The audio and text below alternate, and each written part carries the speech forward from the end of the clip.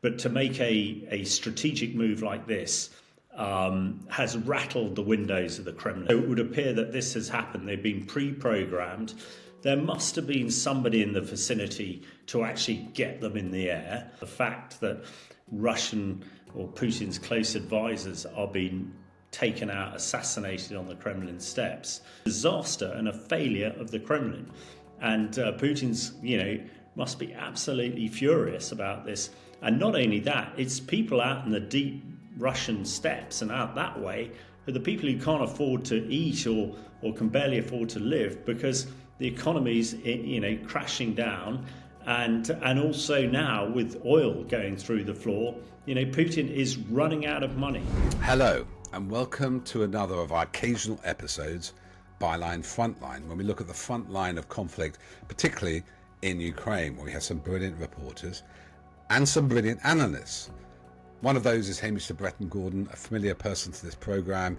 He's all over the media, but he came to us early on to give us his insights. He's a former NATO commander, an army man, and has inspected chemical weapons and looked at the modern state of warfare. And this is all the more relevant today, when over the weekend, what can we say happened, Hamish? I mean, we've had a month or two of Ukraine seeming to be on the back foot.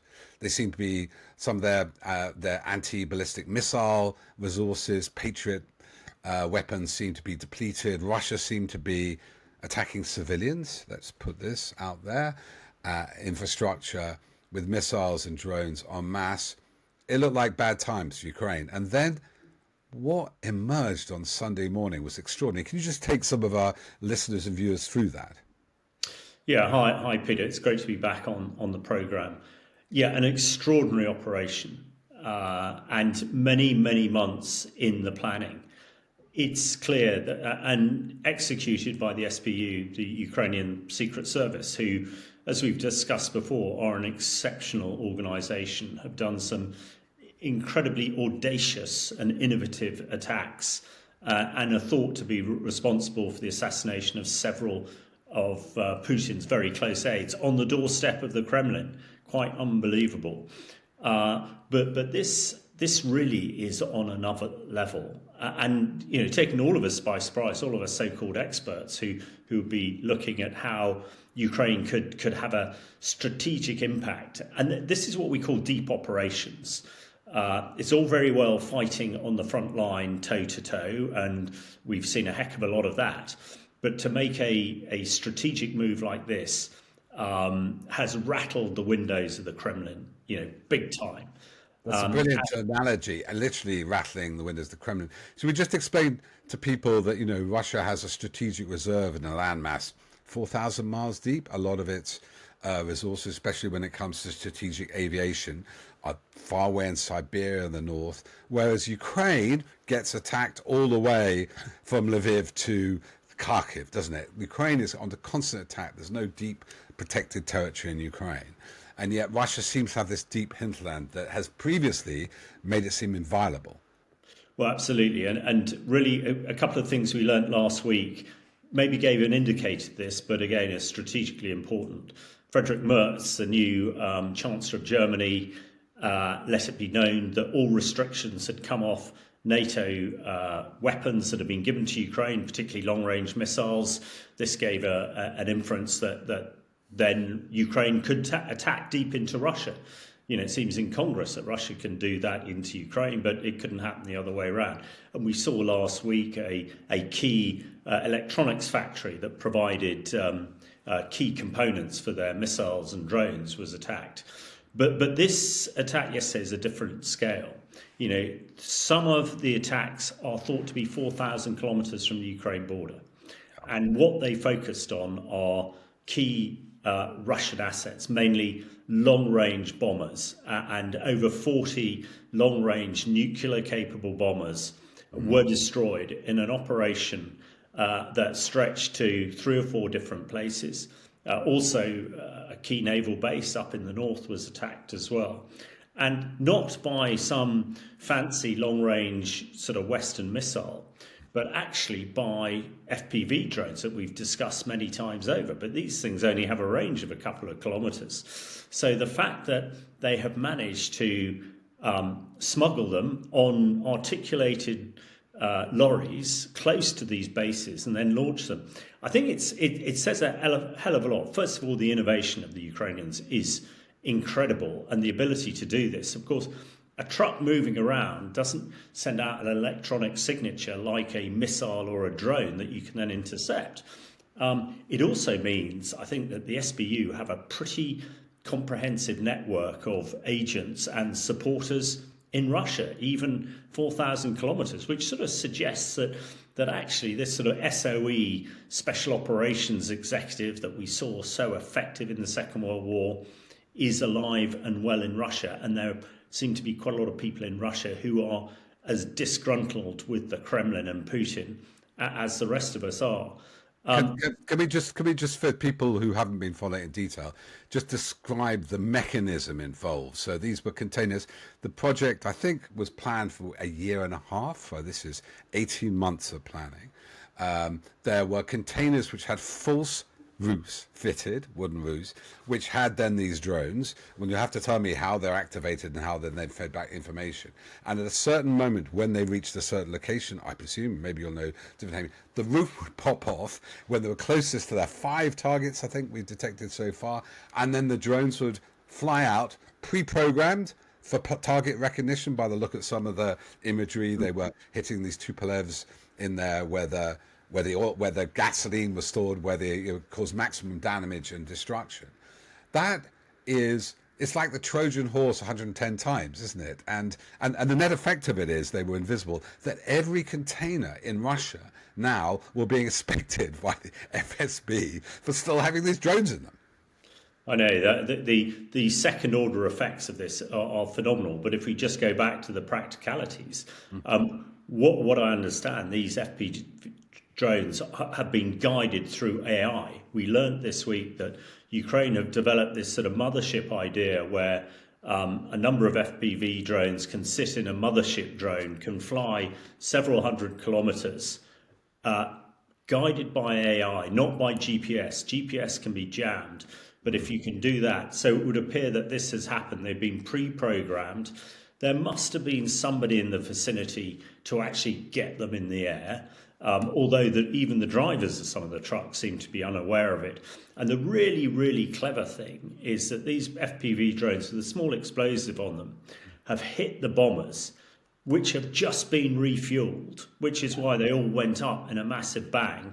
Now, whether that was planned or whether that was luck, who knows? You sort of think that the way that the SBU goes, and this operation in its complexity and audacity is not dissimilar to actually the Israeli operation to blow up radios that Hezbollah had in Lebanon and across Syria.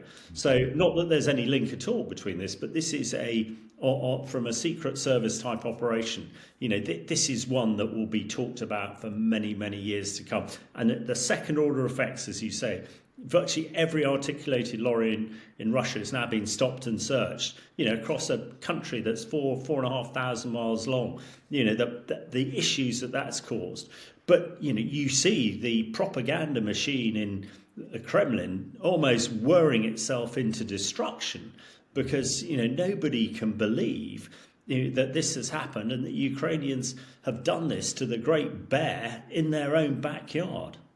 I mean, as an example of the scale of the problem facing Russian logistics, there are 3 million trucks at any one time, and obviously probably 3 or 4 times that of those containers. My understanding, Hamish, in its early days, you may have different information, is that they were paid for. There were SBU operatives, one apparently next to an FSB office, booking these particular containers. Probably came from somewhere like Armenia or Georgia or Azerbaijan, and then booking them a location, and then automatically, or rather remotely, the lid blows off and then those drones start going out. And as you say, from what I can see of the video imagery of some of the attacks, is that they were pre-programmed by AI to look for certain features on these Tupolev planes. As somebody with a great expertise in global armaments, we shouldn't underestimate the strategic value of these bombers should be, Hamish. I mean, they don't make many more of them. A lot of Russia's nuclear threat capacity is some of its ICBMs, some of its submarine launch, but a lot of it relied or historically relied on those long-range bombers, didn't it? Well, absolutely. I mean, these bombers, they are, hundreds of millions of dollars worth of kit that's gone up in smoke here. They are also very significant for delivering the Russian cruise missiles. These are, and the hypersonic missiles that have been attacking civilians, hospitals, schools, really almost since day one. And you know that when there is an air raid alert and one of these bombers is in the air, everybody takes cover. Well, 30% of them ain't going in the air anytime soon. So they are a hugely important. And even Russia losing over $1 billion apparently worth of aircraft. That they can't replace those anytime quickly. And the significance of the tactical nuclear capability that they possess is absolutely key. And I'll come back to that when we talk about the Strategic Defence Review. Yes, let's get to that just in a moment. So, in a way, what this proves, and we have a sort of moral story of David versus Goliath. I morally also have a story that when anybody takes out armaments which are destined to be targeted against civilians, I celebrate. It's the cause of peace. I celebrated when NATO bombed the gun emplacements around Sarajevo because they were primarily used for intimidating civilians. So hopefully, whatever your beliefs in militarism or peace, people can celebrate that these weapons have been taken out. But we have a moment today. Keir Starmer's announced this quite year-long defence review. You maybe talk a bit about that and also how, in a way, it's already been superseded. Here we have a new form of warfare, $250 drones taking down multi-million-pound long-range bombing aircraft. Is it too early to do a defence review or too late? Well, there are lots of answers to that question. I think first of all, the Strategic Defence Review, the actual mechanism, what they've come up with is fine. It's sensible. They've looked very closely at the Ukraine war and they've come up with capabilities that Britain should have to be able to execute successfully in that sort of war. However, they know that we need those capabilities today, not in 10 years' time, and they're in the issue. Also, it's a hell of a lot of capability and a lot of expense, and it doesn't seem at the moment. I'm not a financial whiz kid, but the figures don't really add up to me, and that is the second sort of issue there. Things are very fast moving, as you say. The innovation that Ukraine's coming up with, I think at the beginning of the war we were teaching Ukraine how to fight. Now it really is the other way around, and we must learn. I think when one looks at look at soldiers, look at the British Army. There's no increase for them, and some people reckon if the British Army had to fight in a Ukraine type war, they'd last 4 to 6 weeks, which is what's happened to the Ukraine army. But they've been able to generate people to fall in behind, and that hasn't happened. Now, to me, I was hoping this might be really, really radical. And I go to the area of my expertise, the nuclear side. So one of the biggest peace dividend we gave up was our tactical nuclear capability. That's a British tactical nuclear capability. We have strategic nuclear weapons based in our submarines and Trident missiles. Putin, I think, has made the assumption that we would never use them if the Russians used a tactical nuclear weapon. Now, he's lost 30% of his force that could deliver his own tactical nuclear weapons, and that is, I think, important. However, if the strategic review had, and it's not beyond the possibilities, it's not considering it, but hasn't been declared yet, that Britain actually reintroduces its tactical nuclear weapons that it gave up in the 1990s, I think that would give real problems for Putin to think about, and something that could be done relatively quickly. There was talk about the Americans putting tactical nuclear weapons in the UK, which may be a short stopgap. But at the moment, when Putin looks west, he doesn't see a nuclear deterrence, a tactical nuclear deterrence that concerns him. And if the stuff really does hit the fan, Putin still has his battlefield nuclear weapons. And if he uses them in Ukraine, there is not much we can do at the moment to retaliate. we wouldn't use our ballistic missiles, and we can't rely on Trump to come up with the goods either now. So just to clarify to listeners, and tell me if I'm getting this wrong, Hamish. Basically, we forsake our tactical nuclear capability. You'll have to tell me whether that's cruise delivered. Previously, it was by fixed-wing aircraft, wasn't it? And concentrated on Trident. Trident, it's unlikely you could program those missiles to target the US, so I'm not sure how independent even Trident is. Do the French have a tactical nuclear capacity? Because there was some talk about the Poles coming under a French nuclear umbrella when Trump seemed so unreliable. Well, that's right. Yeah, the French have tactical capability. The discussion that Britain's having at the moment is buying American F-35A stealth jets that carry a tactical capability. But they're in the issue. Yeah, no one's not. The Trident piece. And I think, looking back, what has really kept the peace in Europe since the end of the Second World War is the nuclear balance, the nuclear equilibrium. To me, that with Trump stepping back, that nuclear balance is not in equilibrium in Europe, which is why I think this is something that Strategic Defence Review could do quickly and would have an impact quickly. It'll be brilliant to have all these submarines and all these cyber capabilities in 10 years' time, but that just might be a bit too late. Just so I'm not seen as sort of not somebody who can't see different points of view, what would you say to somebody who says, and we have some conservative writers writing for Byline Times, middle-of-the-road conservatives, say, don't poke the Russian bear. What has happened is we have these devastating weapons of mutual mass destruction, mutual assured destruction, MAD.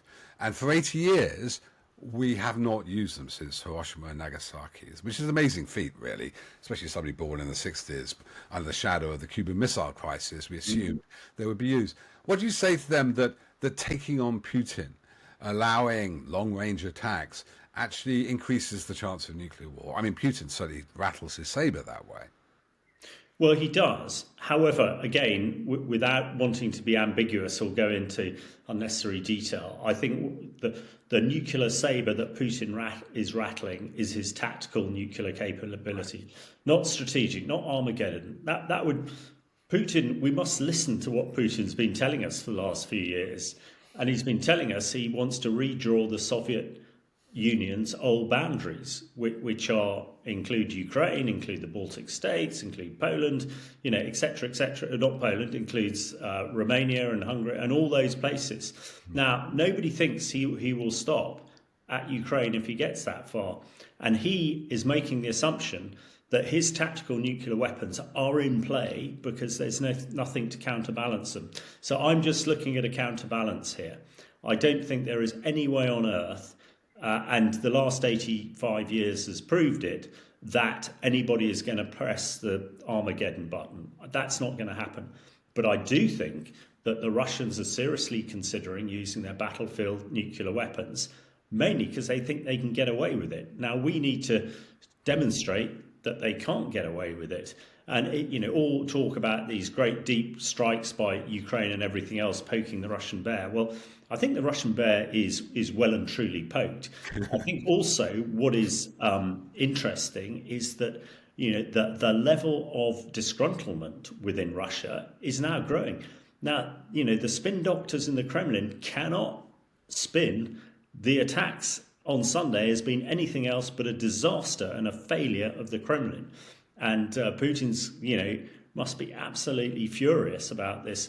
And not only that, it's people out in the deep Russian steppes and out that way are the people who can't afford to eat or can barely afford to live because the economy's, crashing down.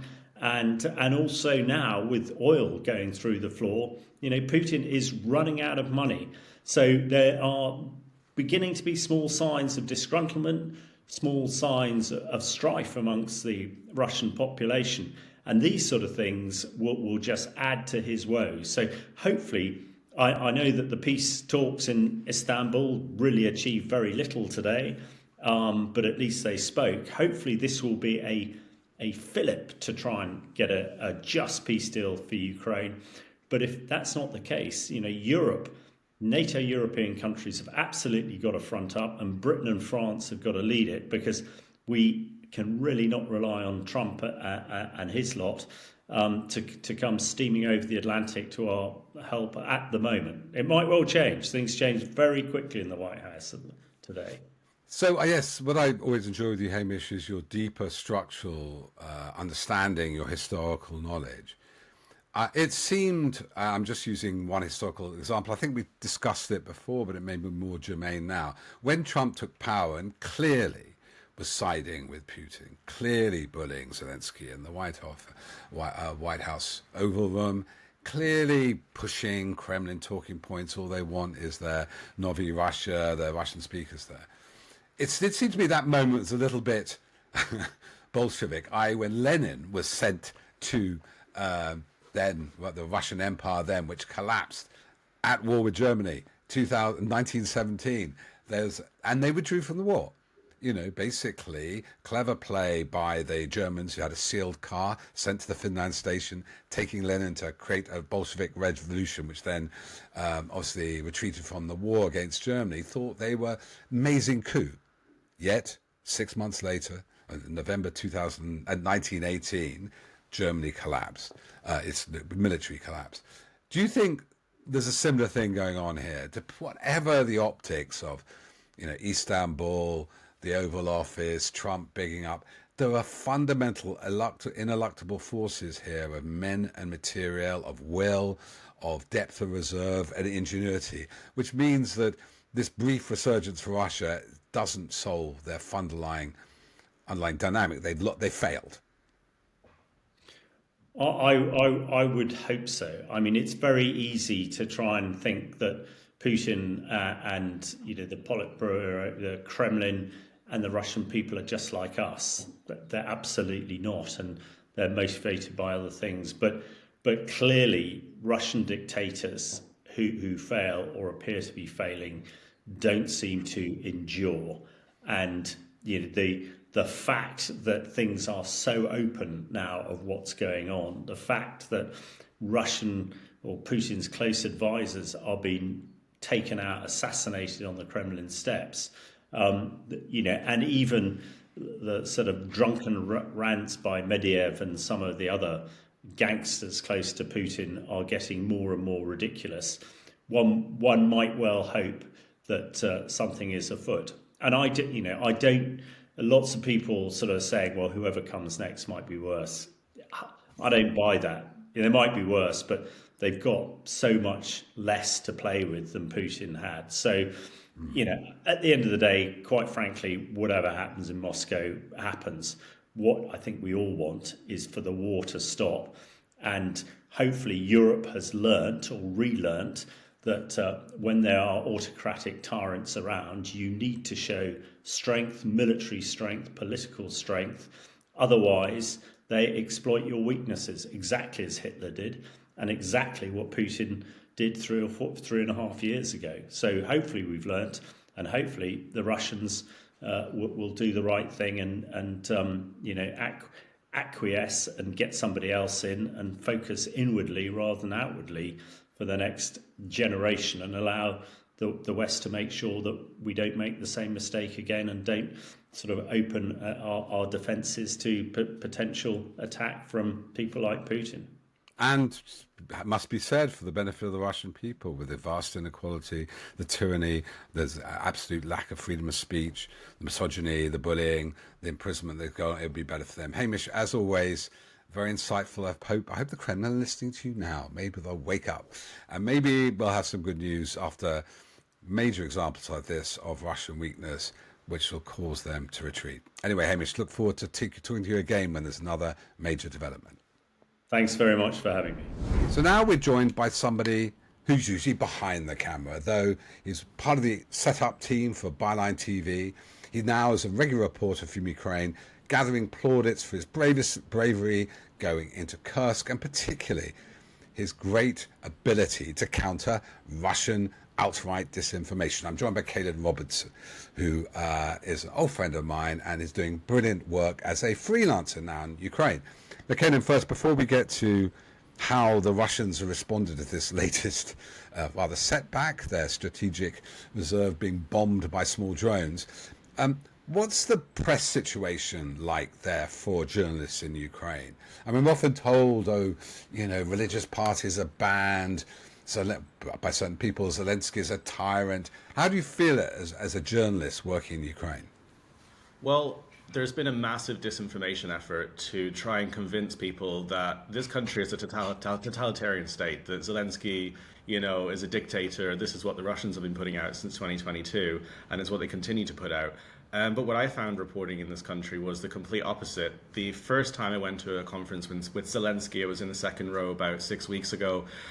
The first people that asked him questions, completely unscripted questions, were Newsmax, Fox News, and an independent journalist from South America who asked him pretty radical stuff about Gonzalo Lira conspiracy theories, pretty wild things. And he was happy just to answer it all. That was the first thing that shocked me. And then last week, I was invited to physically be at the table, two seats down from Zelensky, and ask him whatever I wanted as well, which was fascinating, just to sit so close to someone like this at a time like this in Ukraine, but B, it just shows how it's actually pretty transparent. I know the Russians are still going to continue to say, well, where are your elections? For some reason, Ukraine should be the first country in human history to have elections during a war. Let's try that out. But in terms of press freedom, it's completely open. That's why they allow independent journalists like me to roam around here and to do lots of reporting. So that was just a really interesting insight.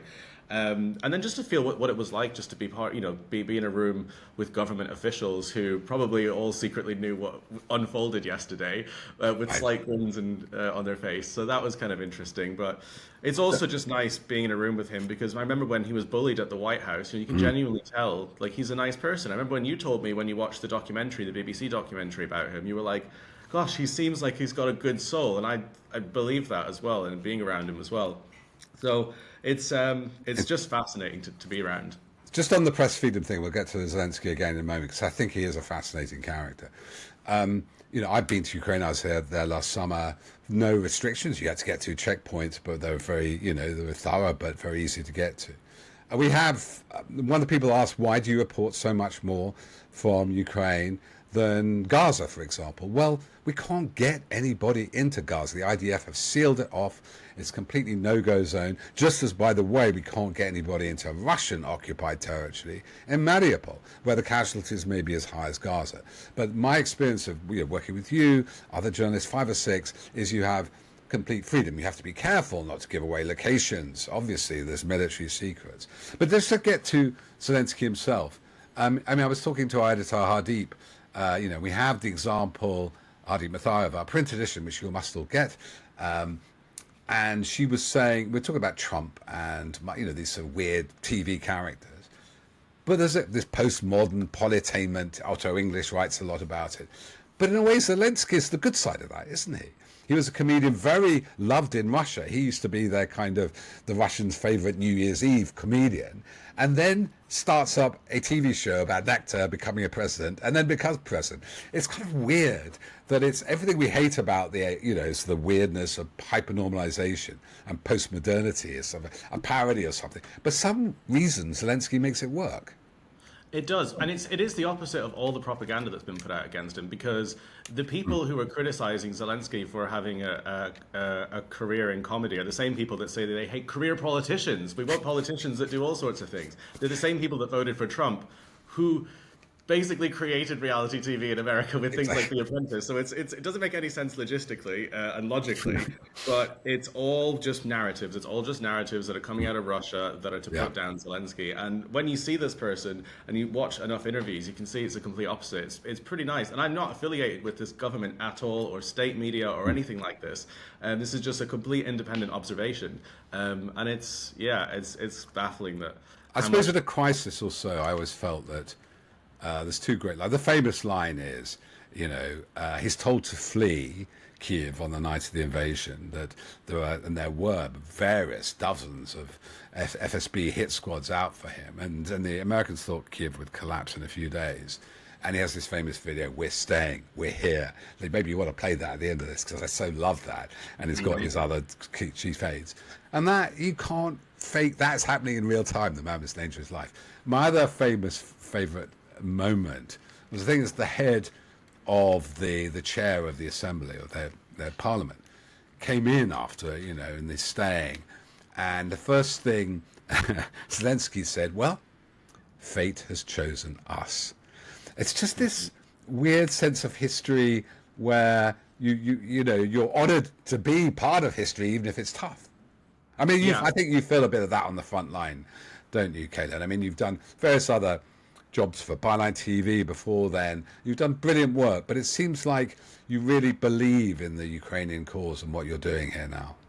Yeah, and I always say to anybody that has questions about Ukraine and what this place is, just to visit this country, because once you see the spirit of the people here, you saw the same thing in Kherson when you were given this watermelon. It's legit and real, and you can see the fact it's good versus evil in a lot of ways, in terms of motivation, in terms of what is at risk. So I felt that immediately, and obviously we've done these great series about Brexit in the UK, people that were lied to. This was about combating propaganda that was put out during the Brexit campaign. Well, the biggest, most dangerous propaganda that exists now in 2025 is what Russia's trying to cover up here, and in Syria, and in Georgia, and everywhere else. So it feels so important to transition to this stuff as well, because it's literally like the battlefield of misinformation. Because when you get here, it's the opposite of everything you thought. I didn't know much about Ukraine when I first got here. Sweeney had told me about it. We went with Byline, of course, but it was just mind-blowing how even someone that worked in media, like I had for a while, still didn't know just what this was.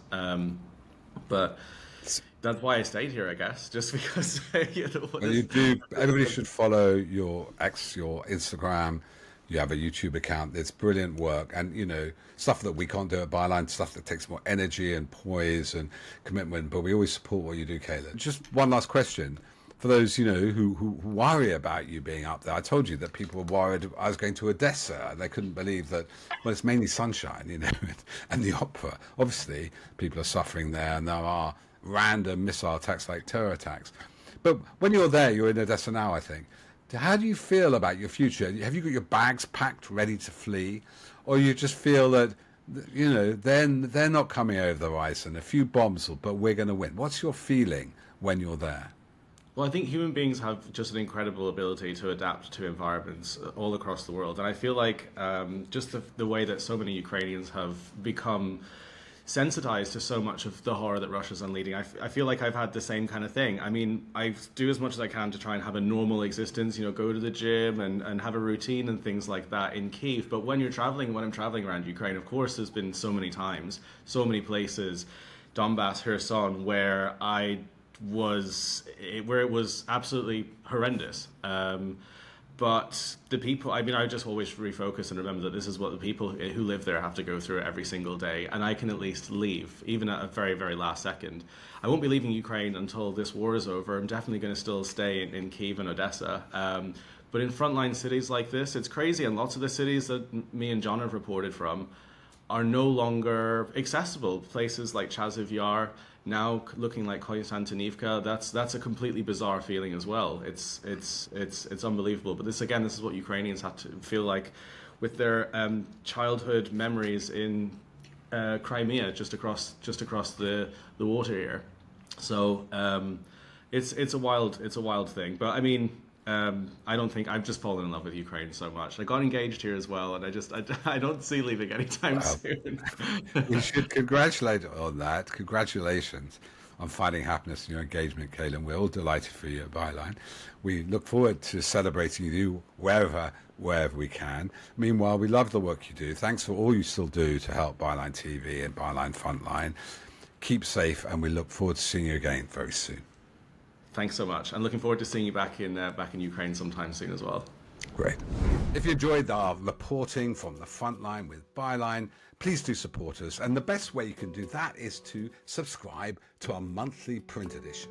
Yes, you can get it online now, rather than just a PDF, or delivered to your door or inbox. That's bylinetimes.com. And please subscribe and support independent journalism.